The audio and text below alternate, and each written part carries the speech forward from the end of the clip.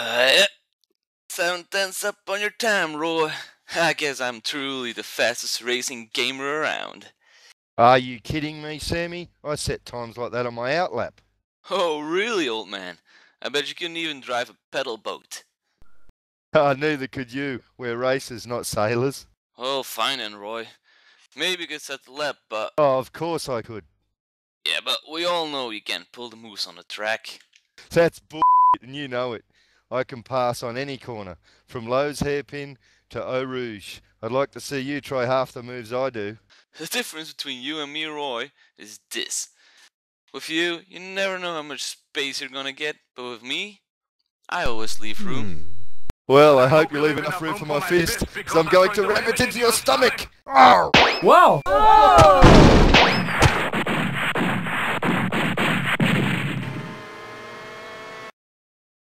Right, can we just call it even for now?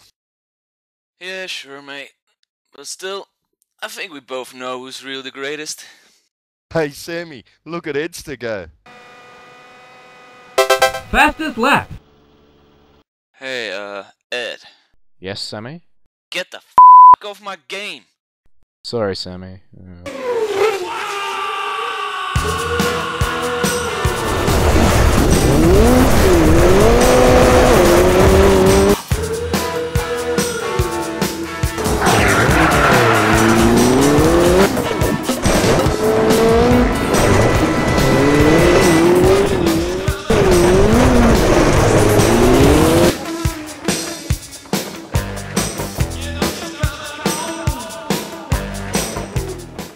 So, Edster, what was the first racing game you played? Well, the first racing game I ever played was F1 2001 for PC, and the game's over a decade old now. But for it's quite a challenging game. It was how I learnt a lot of the traditional racing circuits, you know, such as Spa, Monza, all the classics, and also.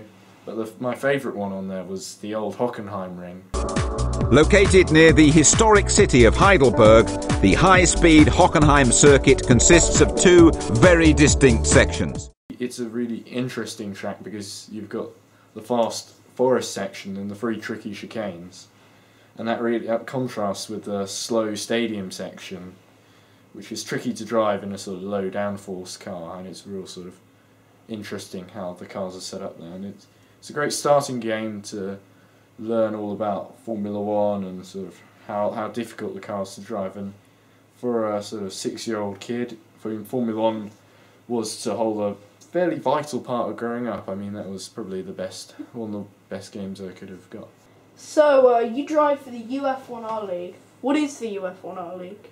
UF1R stands for Ultimate F1 Racing, and it's a clan or league, whichever you like, and it's run, but it's got a lot of mainly Australians, but a couple of Europeans as well. And Roy and Sammy, who live in Australia and Belgium respectively, help run the league as admins, and they're the two leading drivers in the championship. They win almost every race, and you may have noticed that they helped out with their exceptional voice talents in the introduction to this video. So thanks Roy, thanks Sammy, that was really helpful, and hopefully it was worth it in the end. So anyway, pools A, B, C and D are sort of how the championships are divided. They're a lot like the classes at Le Mans, if you've heard of those. And the drivers in each one are sort of arranged in order of driver skill. And cars are always equal in performance. So Pool A has the best drivers, and Pool D has the newer, or that's the least best drivers. I mean, because we don't really have bad drivers, do we? Last year I joined halfway through the year, and I got a best finish of 7th, and I was 16th overall in the championship. And this year, we're 11 races in already. I've got a new team, of course, because they change the teams every year, and I now drive for Toro Rosso. I'm first in Pool C now. We're in the lead, and I'm 5th overall, which is really good. I'm ahead of some of the Pool B and A drivers. So my teammate is 8th, so he's not too far behind, but I am in front of him, and we're 3rd in the Constructors' Championship. It's a really exciting championship, and I really And it was always a can't wait till the next race. Have you ever won any competitions before like this? Well, there was one competition I did win, which was set up by Codemasters in early last year before they released the F1 2011 game. Basically, the idea of the competition was you sent in a video asking a question about the game. What I did was I got some Lego stop motion and I used that quite heavily in the video. It was one of the 20 winners, and I got to travel to Birmingham and try out an early build of the 2011 game in May, so I mean, very lucky. I mean, how many people get to say that? After all the sort of introductions and everything, we got into the VIP tournament, and I did actually get to the final 8 drivers, and I crossed the line first even, but eventually I took, as you can see here, I took the runner-up spot because I had a 10-second penalty added for ramming into another driver at some point, but it was only a little contact. But I was up against very competitive drivers, and it was a really good event, and that's one of the reasons why I'm trying to enter another similar sort of event, because I think they're really good. In December 2011, I took part in a gruelling 24-hour race with the league and eventually finished 6th. What have been your favourite UF1R races from this season so far? Round 6, Magny Cours. It's one of the ones that people often talk about. What happened was I was in a pretty intense fight throughout that race for 4th place this time. I was fighting a Portuguese driver called Gray, who drives for the Lotus Racing. Pool A driver, of course, very talented, very consistent driver above all. He rarely makes mistakes. I kept ahead of him pretty much the whole race, and then in about the final tiny 15 laps or so maybe, I just lifted and he just sped through, and then, but he didn't get away. I kept with him up until the final lap, 2 laps of the race actually, and there what happened was the 3rd place car, the guy in the McLaren, the 3rd place car had a technical issue. So he dropped about to where we were, and suddenly all 3 of us heading into this final lap, we were within about a second of each other. And third place, another podium was on the card, so things really became interesting then. I tried a lot of things to get by Gray, but throughout the lap, and but he was very strong, because like I say, he was a very consistent driver that didn't give me too many opportunities. And but going into the final corner, he was just a little bit too cautious. He just missed the apex, and almost instinctively I took the corner flat and nailed the apex, and to everyone's surprise, including my own I must say, I regained the position. I mean, I think everyone was impressed, except maybe for Gray, who was a little bit annoyed obviously. So, what do you think of the Goodwood Festival of Speed and Gridsters?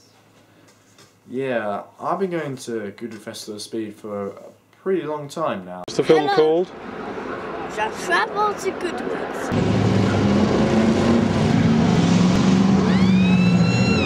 Ever since I was about 6 years old or so, I mean, you got to get really close up towards cars and drivers, and I mean everyone there does a great job in sort of selling motorsport to any sort of enthusiast. It's value for money.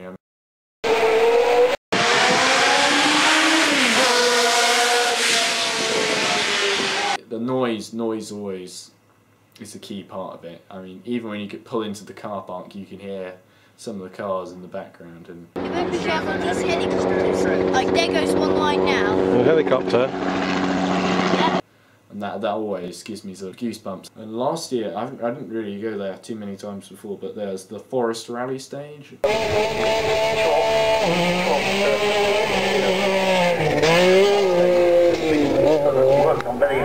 These cars are even more violent sounding, and they sort of throw gravel everywhere. It's the only sort of thing you can recreate on a rally stage. What they do there is a really good job as well.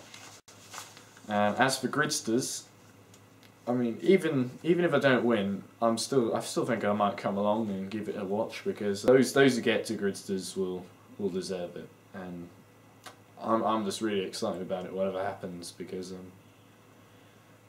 I know it's going to be really good to watch, and also it'd be nice to see Sebastian Vettel there, and I can't believe he hasn't been to the festival before, because it was really the sort of thing that I think he would go to, and he's a genuinely nice bloke from what I've heard, so it'd be really good to see him there.